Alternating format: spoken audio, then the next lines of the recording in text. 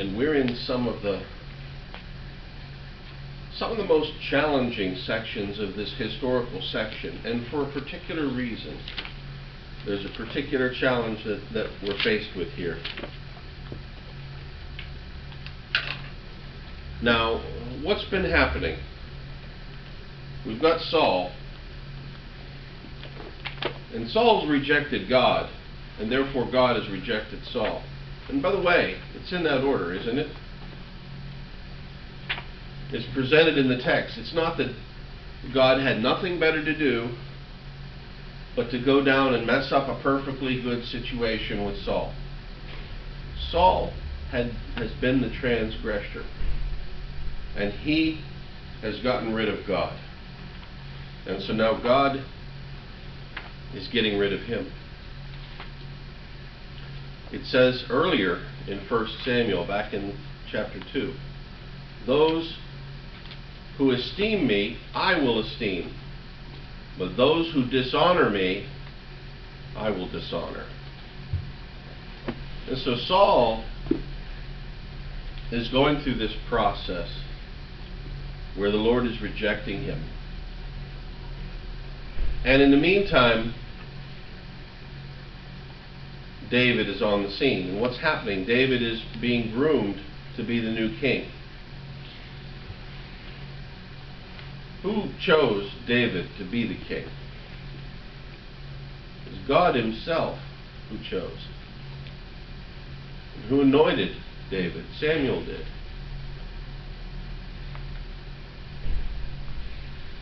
Now here's where it gets complicated. And here's where the modernists, the postmodernists, the people of today love these couple of chapters. So Saul is going after David. And why is Saul going after David? Because David is a proxy for God. Friends, people who you have done nothing to will hate you, because you're a substitute for their hatred for God. They can't get at him in the heavens. They can't shake their fist at him and go up and beat him up in the heavens. But you're right here. You're handy, and so they will hate you. I've had so many of my non-believer friends have talked to me about their quote-unquote Christian horror stories. And what they mean is these very bad interactions with Christians where they felt judged, or threatened, or belittled. And I want to tell you something. If the church is as guilty as the worst of these people portray, then the cops should have been called to hear these stories. You know, my non-believer friends just talk to me about how Christians have done the most absolutely worst things possible to them. And you press, and you press, and you press, and you press. And you find out that all of that angst and hatred and animus is directed because they hate God. Christians never treated them in the way that they claim they were treated. But just that hatred drives them. And so Saul hates God, and he hates David by proxy. And not only does he hate David by proxy, but he hates anybody who gets in his way. And I want to bring up a little bit argument here toward abortion. And my whole life in this land, pro-choice people have talked to me about how difficult a mother has when she has an unwanted child. And I want to tell you this. That's nothing compared to how difficult it is for the child. Yeah. Now, here's the thing. If people will end the lives of their own offspring because that child got in the way of their life, what will they do to you? What will they do to me when we get in their way? And so here it is. Saul knows he can't get to God, but he sure can get to David. Now, in the confusion, in the struggle, in the angst of the situation, as it were, even somebody as mentally strong as David has finally cracked or snapped, in a sense. In a sense that he said, you know what, it's better for me to go live with the Philistines than to live in my own nation. What's that telling you? How twisted is that? When it's better to go and live with your sworn enemies than it is to live with your own kin. And so David has gone to the Philistines and he's serving King Achish. Now Achish, it says in the scriptures here, trusts David. Now Achish is a fool, because when Achish isn't looking, David is going around to the cities in the Philistine countryside and destroying the towns. Friends, do you see how conflicted this is? How upside down and topsy-turvy it is? David is now the faithless servant Saul thought him to be, only for Achish. And this is where the modernists and postmodernists love to say, see, everything's relative. But I want to tell you this. Where God is and where God isn't in the lives of a believer is where there is a spirit of clarity versus a spirit of confusion. And so, as things have inverted here, we have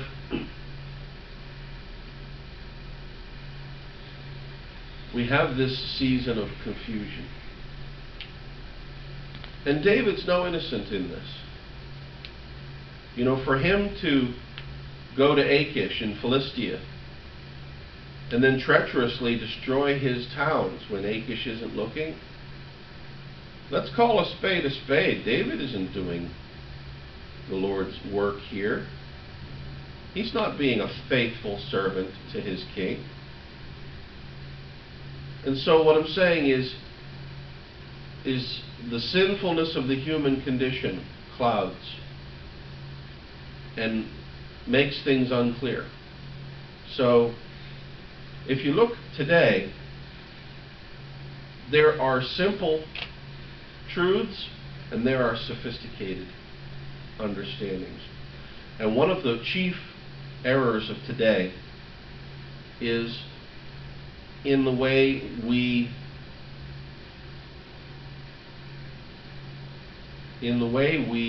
look at simple truths and find sophisticated conditions. Back when we were a God-fearing land, back when we knew that up was up and down was down, you didn't need to be a rocket scientist or go to MIT to know who was a man and to know who was a woman. This is not a hard one, people. But in today's society, there is a genuine confusion and lack of clarity, where people actually believe they are something other than what they are. And that is where sophistication can take you. The sinful side of sophistication. When you're so twisted up, when your values are so up and down, have been reversed, that you can't tell whether you're a boy or a girl. When you can't tell whether or not this system of government is good or that system of government is bad. You know, we have such a value inversion, and that's what we have here. So let's get into chapter 1 Samuel 28. Now, it looks like Saul has been chasing David with impunity, right? He's chased David so hard that he's chased David out of the land, and David is forced to even go into the Philistines. And if we didn't have this chapter, it might look like the Lord has forsaken David's cause. But this chapter is going to show us that God hasn't forgotten about David. And in fact, he's bringing the Saul situation to its foreordained end. So read with me in 1 Samuel chapter 28. Now Samuel had died some time earlier. People from all over Israel attended his funeral in his hometown of Ramah. Meanwhile, Saul had been trying to get rid of everyone who spoke with the spirits of the dead. But one day the Philistines brought their soldiers together to attack Israel. Achish told David, "Of course you know that you and your men must fight as part of our Philistine army." David answered, "That will give you a chance to see for yourself just how well we can fight." Boy, how things are twisted. "In that case," Achish said, you and your men will always be my bodyguards." Now let me pause this right here. This is not an unusual thing. If you look in antiquity, the biggest problem the king had in general, the rulers of any nation at any time had, was that there was usually people who wanted to kill them. And it was typically the enemies of the nation. But as much as the enemies of a nation wanted to kill the king, people inside of the kingdom wanted to kill the king too. And so if you look at nation after nation in antiquity, you'll find that bodyguards were made up of mostly foreign or people who were outside of the nation. Why? Because you're paying those people good and they don't have any skin in the game. And so it was very common, for example, in the Byzantine Empire, for the Byzantines to employ the Vikings or Northmen in their armed guard rather than their own troops. Why? Well, because if things ever got a little dicey with the king's own troops, it was very common for the troops to turn on the king. And it's the same thing, for example, in the Western Roman Empire. Emperors had these bodyguards, and these bodyguards were these mercenaries from the kingdoms they had conquered or from the places where they had been at war. So let's say, Sri, you and I were at war with each other, and let's say I subdue your province and now you work for me. But Bruce is my brother. Well, I'm worried that Bruce is going to come and get me because he wants my throne, so I'm going to hire you to be my bodyguard. Do you see how twisted this gets? And I'm going to tell you right now, pray for our elites. Pray for the elite, sophisticated people in this land, because this is why they go towards humanism and relativism, because everything is upside down constantly when you're in these settings. And keeping your moral compass pointing at an absolute is so difficult. Anyway, let's continue. The Philistines went to Shunem and set up camp. Saul called the army of Israel together, and they set up their camp at Gilboa.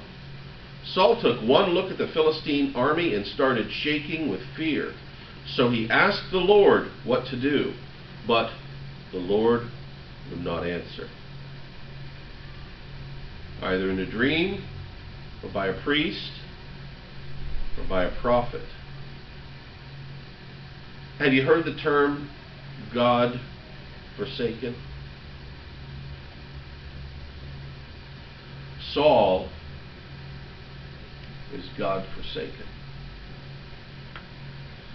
There comes a time in the lives of those whom God has not redeemed. There has come a time when the relationship is over.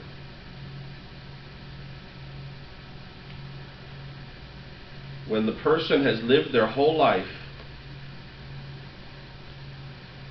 in such a way as to alienate their relationship with God.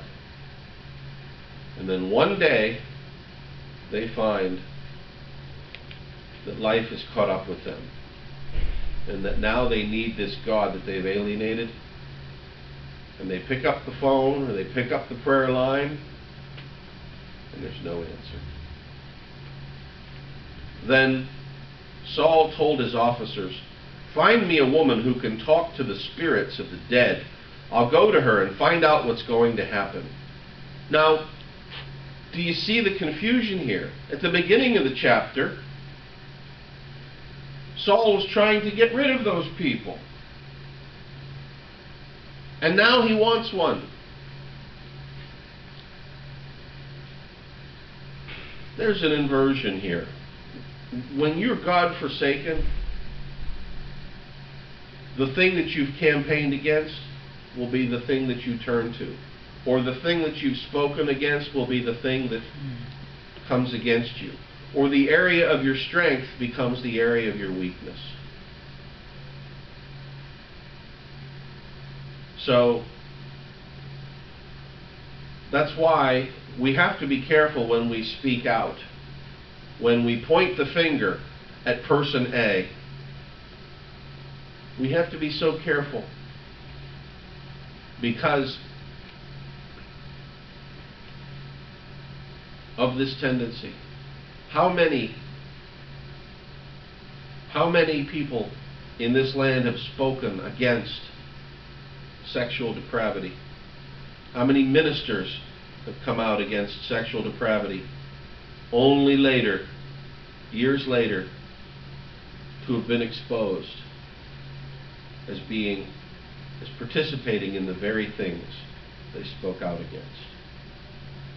How many people have spoken out against the corruption in the government, only then to one day have it exposed that they themselves were engaging in the practices that they pointed a finger at? Now, I'm not saying we shouldn't speak truth, but I'm saying be careful and watch what you're saying and accusing other people of. And realize that the thing you can see in other people is probably the thing that is largely in you yourself. In other words, I've heard many people who were once alcoholics, who then came to the Lord, and they were some of the hardest people on alcoholics. They were some of the people who were so direct and were so blunt with people who were struggling with the sin of alcoholism. Why? Because they themselves were there. And so now Saul is in this case. He's God forsaken. And you know what? If God won't answer, he's going to find someone else who's going to answer. Now, his servants told him there's a woman at Endor who can talk to spirits of the dead. That night, Saul put on different clothing so nobody would recognize him.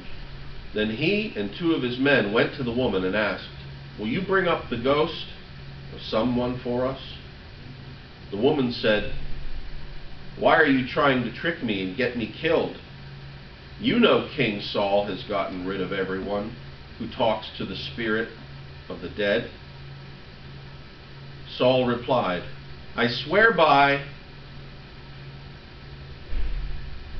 the living Lord that nothing will happen to you because of this."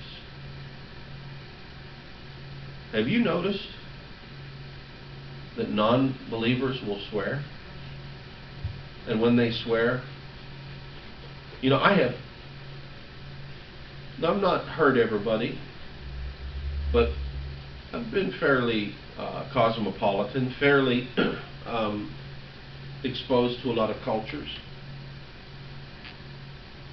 I have never heard anybody hit their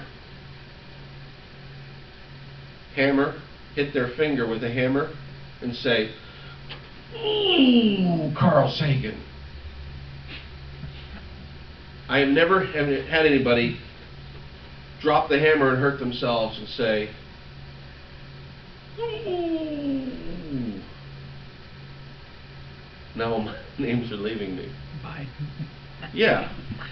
I have never heard anybody say these curses or these epithets that I hear people direct towards God. And so we have it here. Saul is God forsaken, and yet he's telling this woman, and he's swearing by the very Lord who he is at war with. Do you see how twisted up this is? Now, the woman actually accepts this, which is another weird thing.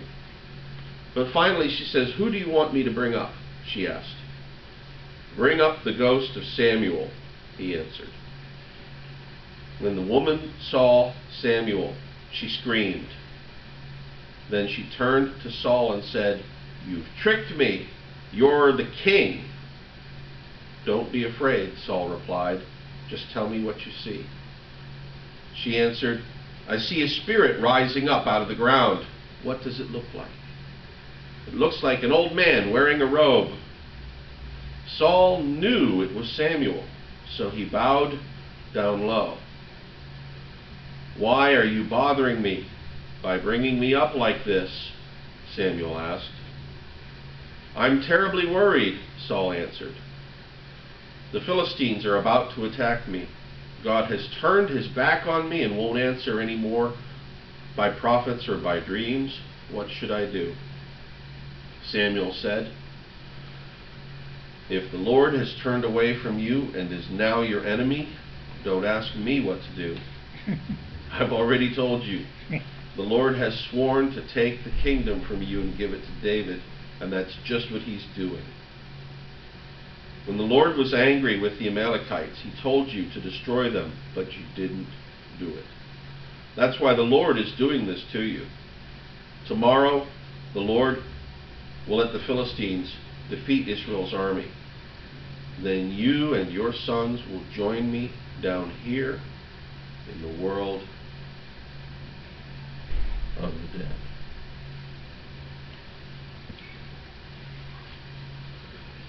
There's a lot of interesting questions in this text.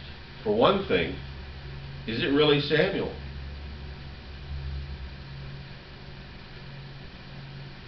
Could be. Might not be. It's a very open-ended question. The Bible doesn't give us these answers. I say this because what power do the enemy's servants have over the servants of the living God? What power would a witch have to bring up Samuel if that was truly Samuel? For she is not his boss. She is not his Lord. And her boss is not his Lord. So in some faces or some ways, it seems like this is not actually Samuel, but perhaps a deceiving demon. That's my own theory on this. You know, if I called up over and said I want to speak to somebody high-ranking up in the Russian government, well, I'd have no standing